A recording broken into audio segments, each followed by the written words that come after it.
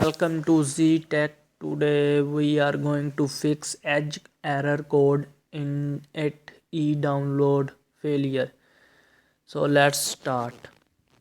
So in this we are going to fix Microsoft Edge error code. Simply go to start and type here cmd, and remember you have to open it as run as administrator, otherwise it will not open.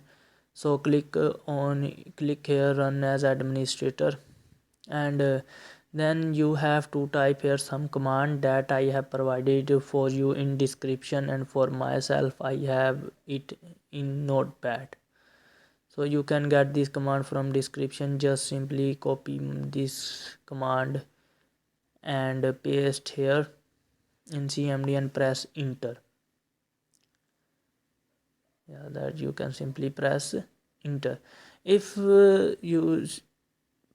after pressing enter your Microsoft problem will not solved, then you can go for the next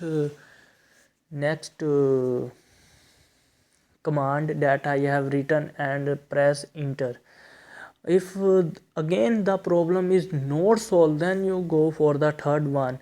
I hope you will not go to the third one, your problem will be solved.